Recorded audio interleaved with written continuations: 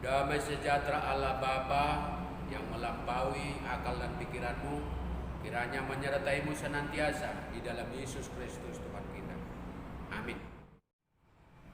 Bapak Ibu Saudara yang terkasih dalam nama Tuhan Yesus Kristus, inilah firman Tuhan bagi kita pada minggu ini, minggu ketiga setelah Trinitatis, tertulis dalam kitab 1 Tesalonika 5 ayat 16 hingga ayat 24. Firman Tuhan demikian: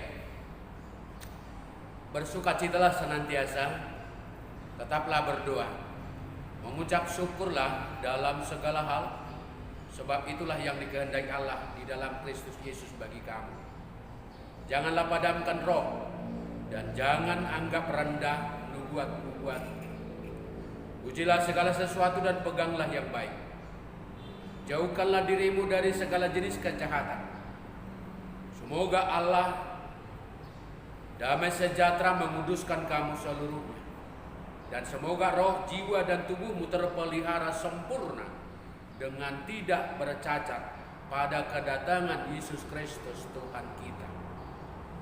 Ia yang memanggil kamu adalah setia, Ia juga akan menggenapinya. Demikian firman Tuhan. Salam Bapak Ibu Saudara yang terkasih dalam nama Tuhan Yesus Kristus. Kita telah lalui hingga minggu ketiga Advent ini. Tinggal satu lagi menuju Natal. Dan inti utama perayaan Advent itu adalah mempersiapkan diri. Bukan berarti juga menunggu atau menanti, mempersiapkan diri dalam kehadiran Juru Selamat, seperti istilahnya menunggu Grab. Tinggal hanya katakan telepon, tunggu di rumah. Nanti kalau Grabnya sudah sampai, dia pasti telepon dan hubungi. Tetapi penantian yang dikatakan pada Advent ini adalah menunggu dan mempersiapkan diri hingga waktu seorang raja yang kita nantikan harus dengan segenap jiwa, pikiran, dan hati kita, agar jangan bercacat hingga kedatangannya tiba. Karena itu saudara-saudara, bersabarlah, sebab kepada kedatangan Tuhan sesungguhnya petani menantikan hasil yang berharga dari tanahnya, dan ia sabar sampai telah turun hujan musim gugur dan hujan musim semi. Karena kamu juga harus bersabar dan harus meneguhkan hatimu, karena kedatangan Tuhan sudah dekat. Saudara-saudara, janganlah kamu bersungut-sungut dan saling mempermasalahkan, supaya kamu jangan dihukum. Sesungguhnya hakim telah berdiri di ambang pintu. Itu katanya di Yakobus 5:7-9. Tentunya penantian kita itu menunjukkan bahwa hidup kita harus secara menyeluruh kita serahkan sesuai dengan kehendak Tuhan, dan meyakinkan diri bahwa hampir semua orang pernah bersungut-sungut. Misalkan bersungut-sungut karena ada sesuatu hal yang tidak terjawab dalam dirinya. Bersungut-sungut jika orang tua atau gurunya menyuruh mengerjakan pekerjaan rumah. Kebiasaan bersungut-sungut itu membawa kita pada kebiasaan buruk lainnya,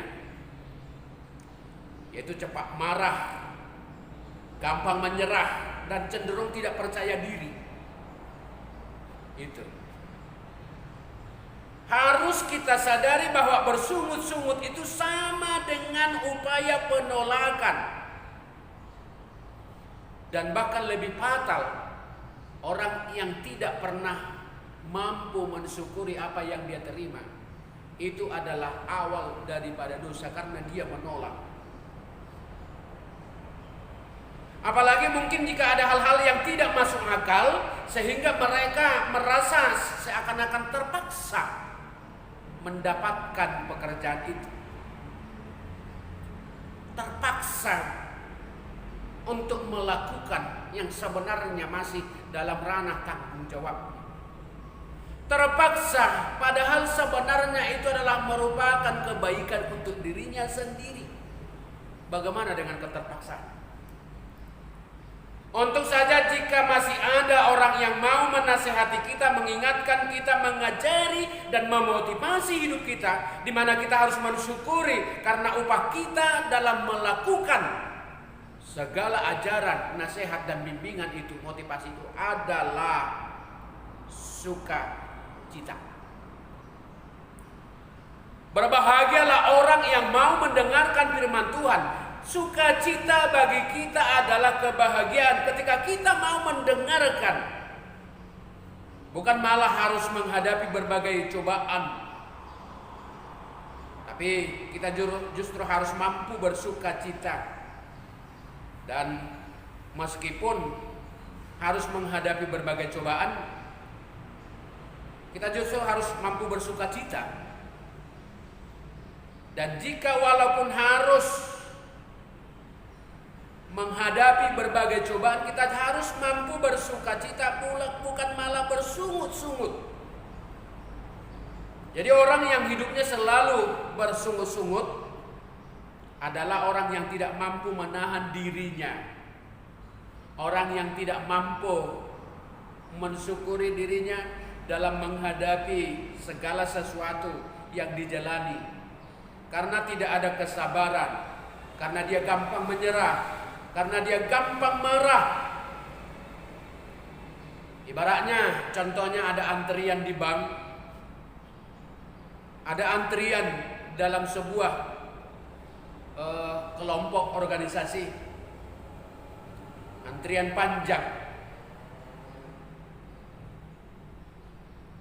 Atau tempat lain yang membutuhkan nomor antri, sehingga ada seorang ibu misalnya yang sedang mengantri, begitu ngomel-ngomel, tidak sabar lagi karena nomor antriannya masih jauh. Siapa suruh lama datang? Dia selalu menggerutu, cepatlah itu, kalau lama-lamakan lagi. Terus keluar celetuk. Terus yang keluar dari dalam dirinya adalah sungut-sungut, menggerutu. Tanpa disadarinya datang seorang sapam marah-marah, lalu menyuruhnya diam. Kalau ibu nanti tidak diam, saya akan usir, saya suruh pulang. Karena sudah mengganggu kenyamanan orang lain di sekitar.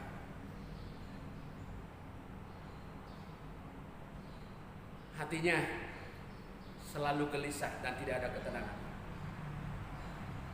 Dia tak sabar lagi akan gilirannya yang seharusnya bila ingin antrian nomor kecil, maka dia harus datang lebih pagi. Kalau mau dapat antrian nomor kecil, ya sudah pasti harus datang lebih cepat. Kalau datang terlambat, berarti resikonya harus siap menerima antrian yang lebih besar dan lama. Tak ada seorang pun yang datang ke bank atau ke kantor pelayanan publik yang mau berlama-lama di situ, apalagi dengan kode keadaan zaman sekarang ini, corona. Tidak ada orang yang mau berlama-lama. Kejenuhannya luar biasa.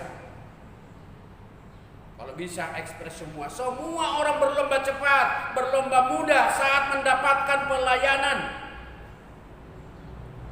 Tahu Bapak Ibu, ada seorang penjual tahu. Setiap hari dia menjual dagangannya ke pasar.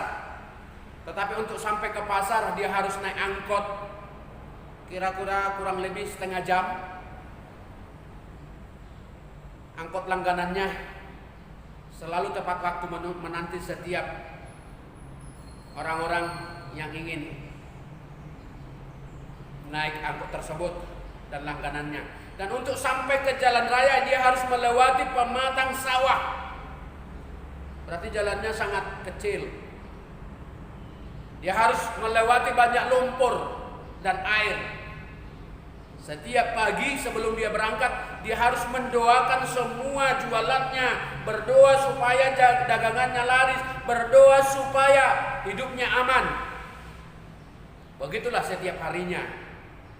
Dia berangkat sebelum fajar dan pulang sebelum sore hari. Dan dagangannya selalu laris manis terus. Suatu hari ketika ia melewati sawah menuju jalan raya, entah kenapa dia tiba-tiba terpeleset. Sehingga semua dagangannya jatuh ke sawah, jatuh ke lumpur, berantakan. Jangankan berpikir untuk untungnya nanti, modalnya pun buntung. Karena semua sudah bercampur lumpur. Ia pun mengeluh kepada Tuhan, bahkan menyalahkan Tuhan atas apa yang terjadi padanya pada hari ini. Seakan-akan tuntutannya itu karena Tuhan tidak menjaganya, karena Tuhan tidak bisa lebih kuat untuk mengangkat semua jajanan itu. Sehingga dia harus mengeluhkan kepada Tuhan segala tantangan hidupnya. Padahal sebelum berangkat, dia telah berdoa, benar-benar berdoa kepada Tuhan supaya dia dijagai, supaya hidupnya selalu nyaman. Akhirnya pun dia pulang ke rumah dengan rasa kecewa yang sangat dalam. Tetapi bayangkan Bapak Ibu, ketika setelah 2 jam kemudian dia mendengarkan kabar bahwa angkot langganannya itu yang biasa membawa mereka ke pasar, setiap hari mereka tumpangi, pagi itu rupanya sudah terjun ke jurang yang dalam. Dan semua penumpang yang biasa naik angkot itu, yang namanya langganan angkot itu, tewas. Hanya dialah satu-satunya yang biasa pelanggan daripada angkot itu, penumpang yang selamat gara-gara dia jatuh ke sawah. Dan semua dagangannya kena lumpur yang membuat dia tidak jadi pergi berdagang. Coba kita bayangkan begitu indahnya kehidupan seorang bapak tersebut yang berencana, karena dia marah-marah kepada Tuhan karena dagangannya jatuh bercampur lumpur. Dia juga sudah bajunya semua sudah kena lumpur. Dia bersungut-sungut. Tetapi tidak jadi mati. Itu rencana Tuhan. Karena Tuhan tahu kebutuhan kita, tahu masa depan kita. Karena Dia lebih tahu dibandingkan dengan diri kita sendiri apa yang menjadi kebutuhan kita. Karena itu janganlah jemu berdoa dan janganlah suka menyerah kepada dunia ini. Coba dulu tanyakan apa rencana Tuhan kemudian dalam dirimu. Jangan gampang mengeluh, jangan gampang menggerutu, apalagi mengutuki. Boleh jadi kita membenci sesuatu hal, padahal sebenarnya yang kita benci itu adalah merupakan kebutuhan kita yang amat baik. Dan memang yang kita butuhkan itu benar-benar baik. Dan boleh jadi kita menyukai sesuatu itu atau seseorang itu, padahal itu sebenarnya amat buruk dan dia jahat. Jadi Tuhan tahu apa yang kita butuhkan dan Dia lebih tahu dibandingkan kita tentang apa yang kita butuhkan. Sekali lagi Bapak Ibu, Tuhan lebih tahu tentang kehidupan kita, bahkan dari diri kita sendiri. Tuhan lebih tahu. Jadi sehingga nas ini adalah bentuk motivasi, bentuk bimbingan pengajaran dari Rasul Paulus tentang kedatangan Tuhan Yesus, bagaimana kita mempersiapkan kedatangan Tuhan Yesus itu kedua kalinya, bagaimana kita bersiap diri. Dengan memberi nasihat dan motivasi kepada semua jemaat agar kita mampu hidup hingga pada harinya kedatangan Tuhan itu tidak bercacat.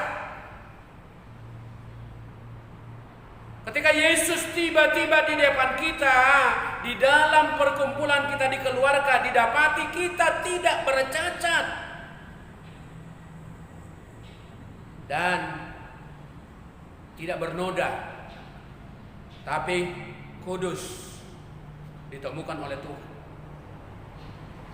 Tidak ada yang tahu kapan waktunya, tidak ada tahu bila mana waktunya dan bagaimana kedatangannya, tetapi kepastiannya waktu Tuhan itu sudah tiba dan sedang berjalan. Itu pasti. Waktu Tuhan itu kedatangannya pasti.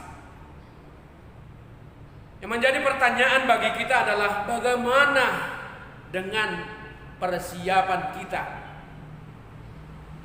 Bagaimana cara kita menanti dan menunggu? Apa yang sudah kita persiapkan, terutama dalam 3 minggu ini perjalanan Advent itu? Apa yang telah kita gumuli? Apa yang sudah kita persiapkan? Menanti sembari melakukan kepentingan duniawi, mana mungkin? Masih di dunia ini hidup kita, biarlah. Selagi masih di dunia, belum datang Tuhannya, udahlah lakukan dunia ini lagi. Bukan. Tidak ada alasan ketika kita masih hidup di dunia, jadi lakukanlah dosa selagi masih ada waktu. Tidak. Tuhan tidak menghendaki supaya orang-orang nanti ketika loncengnya sudah berbunyi, maka bersihkan dirimu. Tidak.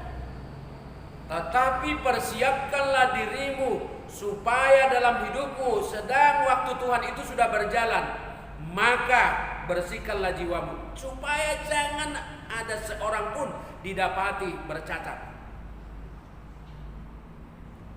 Mumpung waktu ini adalah masa karunia, kita harus berikan waktu kita belajar dan hidup setia di sisi dunia ini. Adalah persiapan untuk memperbaiki kualitas hidup kita, kualitas iman kita. Kita harus berikan waktu kita untuk fokus hanya untuk karya keselamatan itu. Mempersiapkan diri dengan catatan, sekali lagi mempersiapkan diri untuk membangun kualitas hidup dan membangun kualitas iman kita. Kalau waktu Tuhan itu sudah tiba, gak ada waktu, gak ada kata tunggu dulu. Sehingga jika waktu Tuhan itu sudah tiba, kita ditemukan tidak bercacat di hadapannya. Intinya, apakah kita bisa tidak bercacat ketika waktu itu sudah tiba? Jawabannya, hanya orang-orang yang tidak bercacatlah, orang-orang yang bersihlah yang diberikan Tuhan menjadi ahli waris. Yang terutama Bapak Ibu Saudara yang terkasih dalam nama Tuhan Yesus Kristus, patutlah kita bersyukur.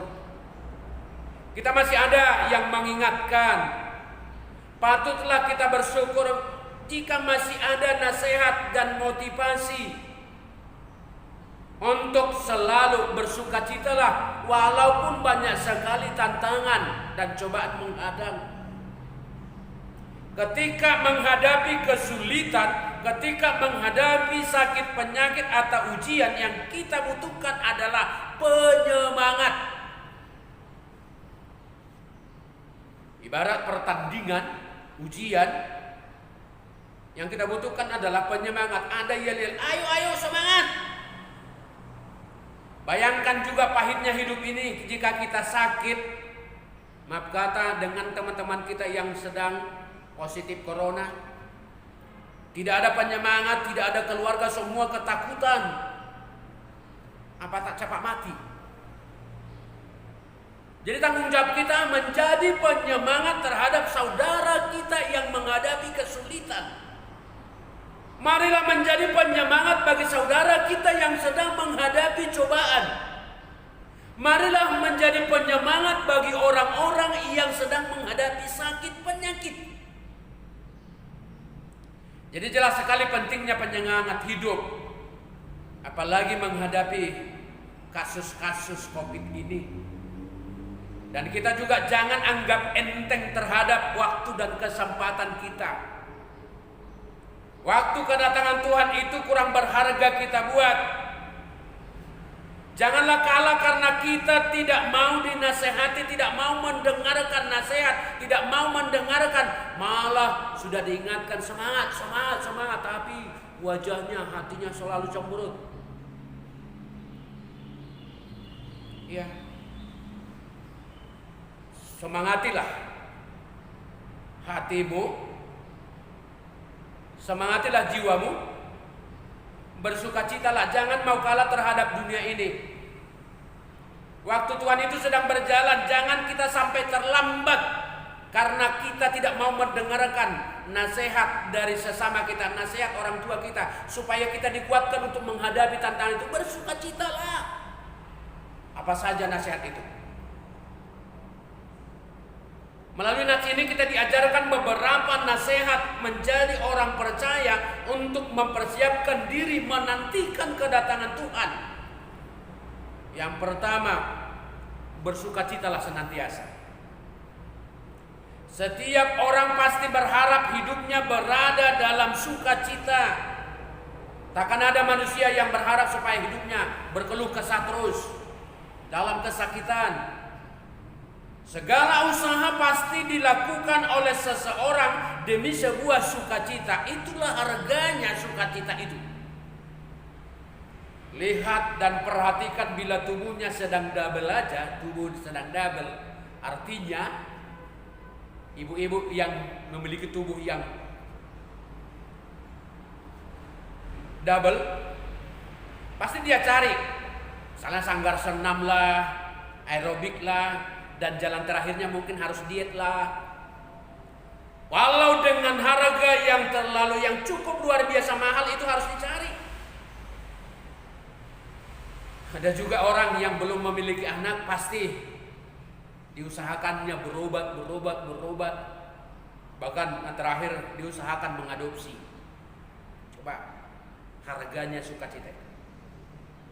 Yang terutama bukan prosesnya, yang terutama adalah tujuannya. Yang utamanya adalah sukacita itu, kesenangan itu. Anaknya tidak lulus sekolah, jalur belakang pun jadilah. Tidak lulus pekerjaan, cari jalan suap pun jadilah. Tidak mendapatkan proyek, ya pasti kejar. Untung-untung sedikit gak apa-apa, rugi banyak. Coba bayangkan, sedikit aja untungnya, ruginya banyak. Takkan mungkin ada orang bersukacita karena dia gagal. Sebab kegagalan itu ibaratnya adalah kehancuran. Itu namanya manusia abnormal kalau dia berusaha untuk selalu gagal. Atau mungkin yang paling tidak abnormal, bahwa dia mengerti bahwa dengan berusaha sekuat iman, sekuat hati, sekuat pikiran, dia pasti mendapatkan sukses. Tetapi dia hanya berpangku tangan menunggu, ibarat seperti menunggu Grab tadi. Takkan mungkin. Prinsip keselamatan adalah seperti orang Batak katakan, dapuk nadi lulua jupang najinalahan. Yang dicari itu pasti didapat, yang dimimpikan itu ditemukan. Sebagai sentra sukacita kita adalah usaha kita untuk bersukacita. Jika dalam pendidikan anak kita lulus dengan nilai yang baik dan cum laude, apalagi karakter anak kita itu cukup baik, siapakah orang tua yang tidak berbahagia? Siapakah orang-orang yang tidak bersukacita bila berkat-berkat itu melimpah setiap saat dalam dirinya?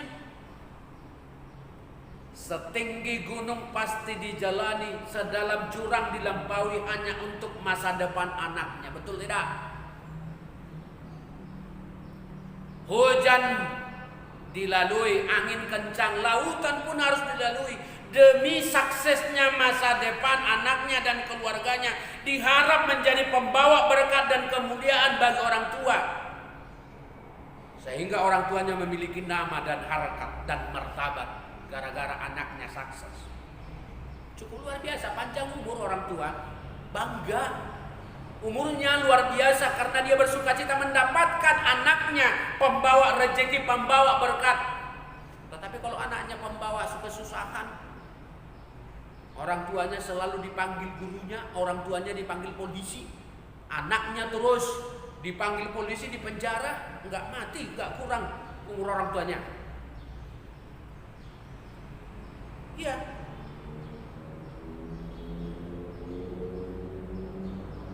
Mengarungi lautan dengan gelombangnya demi tiba di seberang lautan yang penuh berkat.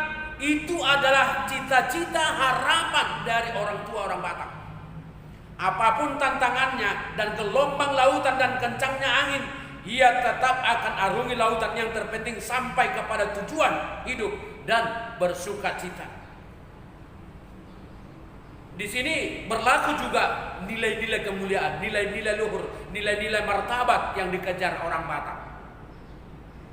Tanpa nilai-nilai kemuliaan, tanpa nilai-nilai harakat dan martabat, bagaimana mungkin orang Batak bercucuran keringatnya?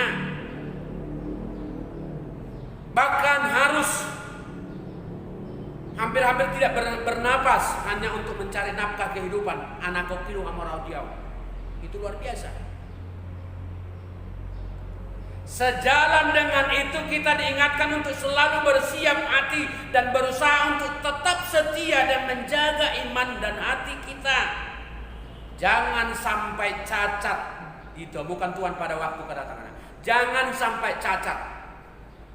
Bisa saja banyak gelombang, bisa saja banyak tantangan, tetapi kita dituntut untuk setia dan selalu bersabar diri. Karena waktu Tuhan itu sudah sedang dekat. Tetaplah hidup kudus, setia dan benar di dalam beriman kepada Kristus. Bisa saja penyakit menghadang, keadaan ekonomi semakin terpuruk, terjadi perselisihan membuat kita tidak bertahan dalam sukacita itu.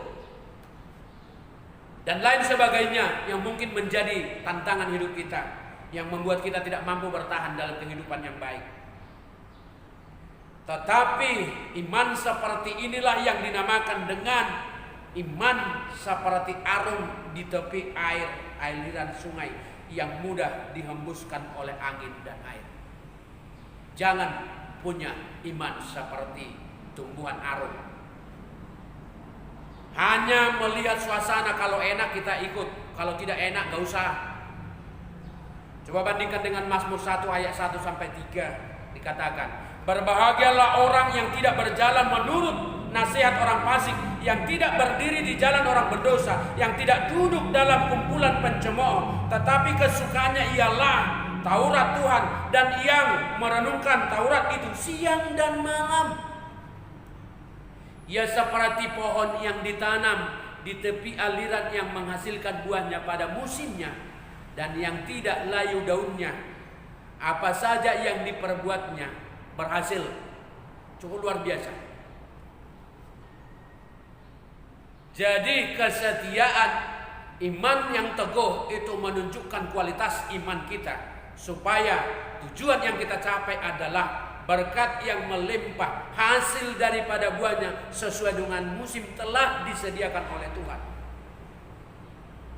Orang yang hidupnya setia di dalam Tuhan dipastikan akan mendapatkan berkat-berkat sukacita itu. Bukan hanya berkat sukacita, kebahagiaan. Tetapi orang yang tidak setia dianggap adalah penjahat berat.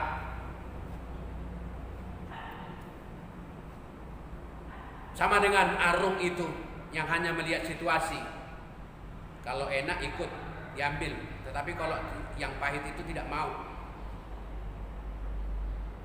Berarti orang yang hidupnya suka terombang-ambing, orang yang tidak setia mendengar dan berpegang teguh pada nasihat dan ajaran adalah penjahat yang hanya memikirkan kepentingan dan kesempatan dunia yang sifatnya sementara. Sementara itu semua. Orang yang tidak mau mendengarkan firman Tuhan dan tidak setia memikirkan kesempatan yang akan diberikan Tuhan adalah diibaratkan dengan penjahat.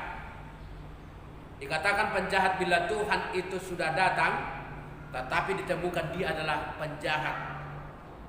Rupanya orang malas itu rupanya juga penjahat, yang hanya bisa melihat kesuksesan orang lain yang hanya bisa melihat orang-orang itu sukses di luar sana, tapi dia sehingga memiliki mata dan jiwa pikiran yang iri hati dan cemburu.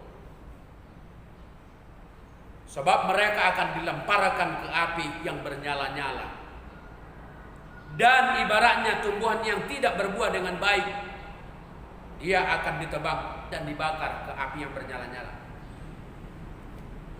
Jadi melalui nas ini hendaklah kita menjadi orang yang selalu mampu bersukacita. Bila kita didapati setia dan tidak bercacat hingga kedatangan Tuhan itu, senantiasa bersukacita bukan berarti kadang-kadang. Setara dengan panggilan iman kita dari Rasul Paulus ke jemaat Filipi dikatakan, bersukacitalah senantiasa dalam Tuhan. Ada dua. Bersukacitalah senantiasa. Senantiasa, bukan kadang-kadang. Di dalam Tuhan. Sekali lagi kukatakan bersukacitalah. Panggilan itu belumlah sempurna jika hanya orang-orang percaya dituntut hanya bersukacita. Tetapi panggilan yang paling sempurna adalah senantiasa dan tetap di dalam Tuhan. Hanya di dalam Tuhanlah kita dapat bersukacita dan menetap di dalam Tuhan. Bukan karena besok ikannya daging maka si bapak begitu rajin, berdoalah kita. Tetapi kalau ikannya biasa-biasa aja, berdoa gak ingat, lupa. Karena ikannya cuma telur, tidak perlu berdoa. Apapun keadaanmu, apapun susah hidupmu, apapun sukacitamu, tetaplah berdoa kepada Tuhan. Tetaplah bersukacita. Mungkin saja kita sedang mengalami kesulitan dan pergumulan yang mengganggu iman kita, tetapi hendaklah kita bersandar atas kehendak Tuhan. Tetapi juga persiapkan jiwamu, persiapkan imanmu yang berkualitas. Walau tantangan yang begitu banyak itu menghadang, gelombang hidup kita bisa datang, tetapi ingat, itu tidak akan membuatmu berakhir dari kasih Tuhan. Baik kematian, baik pun hidup, baik sukacita, bahwa apapun kesedihan di dunia tidak akan pernah memisahkan kita dari sukacita kita dari Tuhan. Ingat. Sedangkan Paulus harus menghadapi banyak cobaan dan hukuman penjara, bahkan kematian sudah menantinya, hanya karena mempertahankan dan bersandar kepada ajaran Yesus. Imannya dapat menjadi cambuk pertahanan bagi orang-orang percaya dan menjadi penyemangat iman jemaat. Imannya sedikit pun tidak akan pernah kendor walaupun dia harus dibunuh.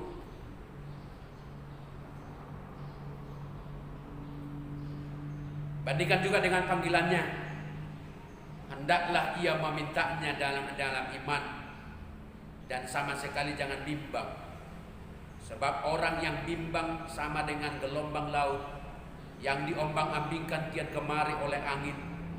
Orang yang demikian jangan mengira bahwa ia akan menerima sesuatu dari Tuhan.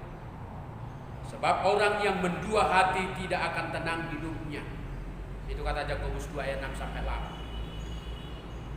Apapun bentuk cobaan itu, iman kita haruslah bersemangat. Yesus tidak mungkin membiarkan umatnya berputus asa dan menghadapi sendiri bahaya itu. Meskipun harus menghadapi cobaan itu sesaat lamanya, justru anggaplah kebahagiaan bila kita menghadapi berbagai macam cobaan. Sebab dikatakan, berbahagialah orang yang bertahan dalam pencobaan. Sebab apabila ia sudah tahan uji, ia akan menerima mahkota kehidupan yang dijanjikan Allah kepada barang siapapun yang mengasihi Dia. Apabila seseorang dicobai, janganlah ia berkata, pencobaan ini datang dari Allah. Sebab Allah tidak dapat dicobai oleh yang jahat, dan Ia sendiri tidak mencobai siapapun.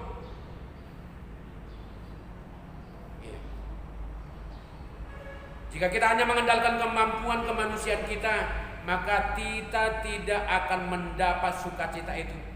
di saat menghadapi kesulitan dan pergumulan. Bagaimana kita meloloskan diri kita dari cobaan itu jika hanya mengandalkan pikiran, mengandalkan kemampuan, mengandalkan kebiasaan hidup kita, karakter kita. Yang ada kelemahan kita semakin berat dan semakin menangis, semakin terpuruk. Yang menjadi upah kita, bahkan kita akan berputus asa. Kita akan mendapatkan kekuatan baru hanya bersama-sama dengan Tuhan. Yakinlah. Sebab itu, apakah yang akan kita katakan tentang semuanya itu? Jika Allah di pihak kita, siapakah yang akan melawan kita? Dengan tegas Paulus katakan, itulah alasannya bahwa tak seorang pun yang dapat memindahkan sukacita yang diberikan Tuhan itu, yang telah menjadi milik kita. Tidak ada seorang pun yang mampu memindahkan berkat Tuhan yang ada padamu kepada orang lain, kecuali Tuhan. Yang kedua, tetaplah menjadi orang-orang yang rajin berdoa. Sebab iman adalah dasar dari segala sesuatu. Yang paling berharga yang bisa mengikat hati kita untuk tetap rajin berdoa.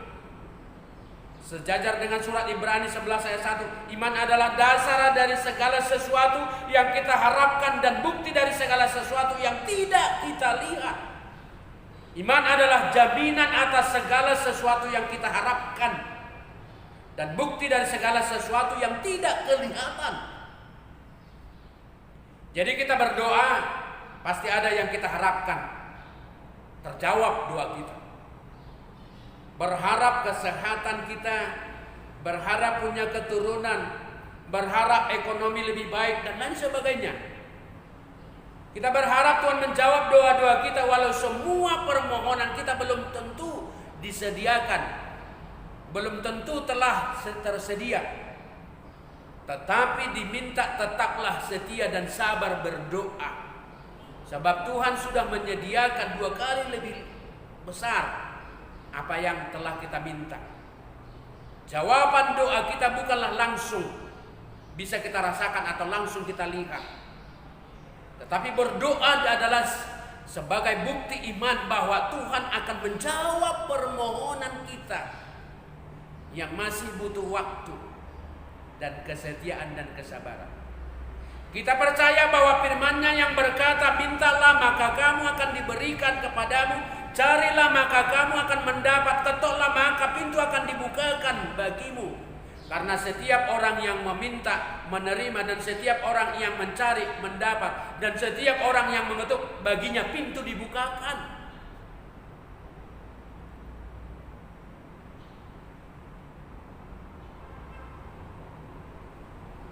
Dan pasti bila di luar Tuhan kita pasti lemah, tidak bisa berbuat apa-apa.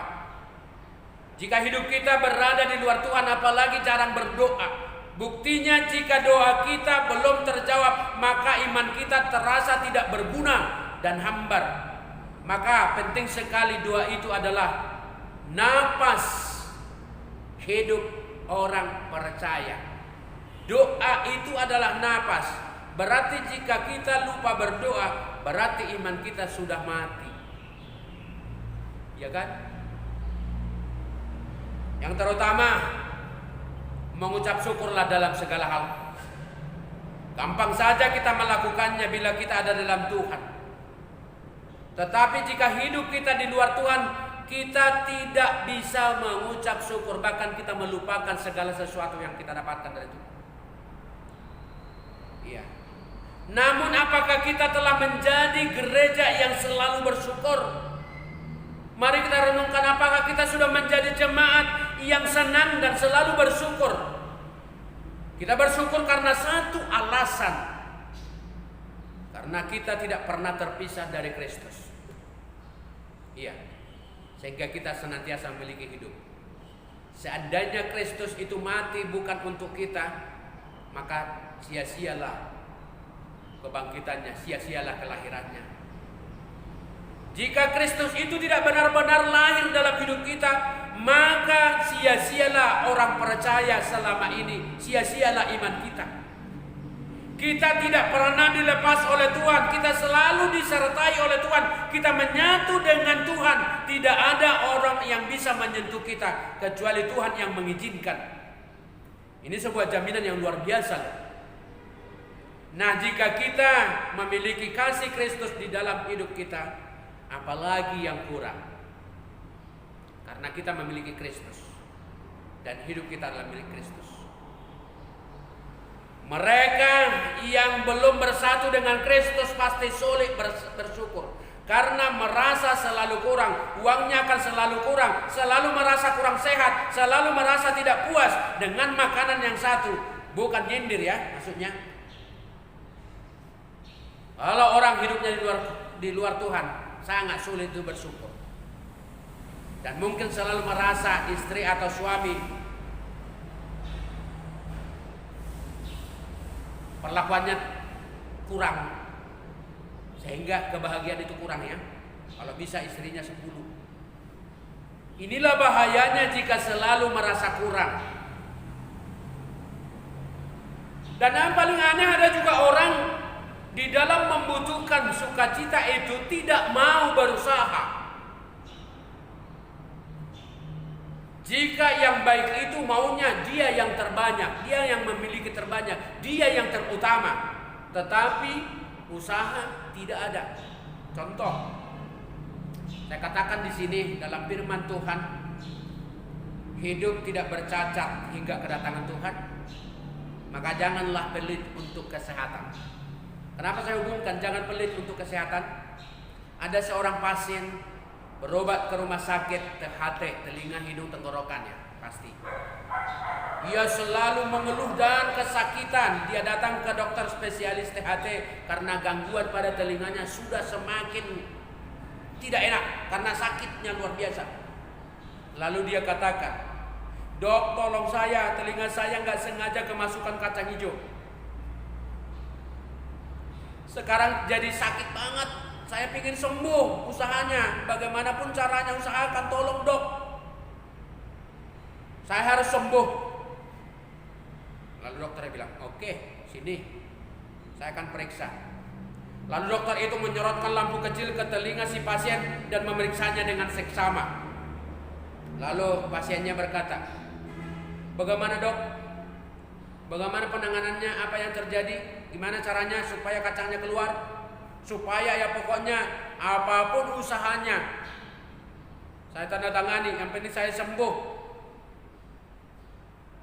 Lalu dokternya bilang, "Wah, sulit ini bu. Tetapi masih ada 2 cara untuk mengeluarkan biji tersebut. Tetapi tetaplah berdoa Tuhan. Jika Tuhan mengizinkan, jika kita memiliki kesempatan, kita akan sembuh. Berdoalah dengan 2 cara ini untuk mengeluarkan biji tersebut." Lalu pasien berkata, "Apa dok?" Senada dengan pikiran itu, dia sangat bersemangat, berarti ada harapan. Lalu dokter bilang, cara yang pertama adalah operasi. Ya, namun kita harus berdoa banyak-banyaklah. Dan biayanya 10 juta.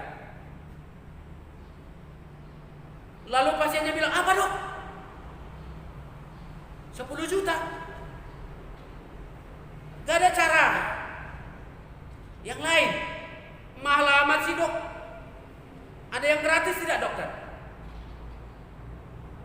Ada. Cara yang kedua itu gratis memang. Cuman Anda harus sabar. Bisa sabar enggak? Kalau itu gampang dok. Cara yang kedua memang gratis. Wah, boleh itu dok. Bersabar ke bagaimana masuk dokter? Maksud saya begini, supaya gratis. Siram aja telinga Anda 2 kali sehari, pagi dan sore. Setiap pagi panas-panaskan di sinar matahari setelah disiram. Kemudian sore-sore menjelang malam siram lagi. Nah, di sini Anda harus bersabar. dan rajin menyiram telinga Anda.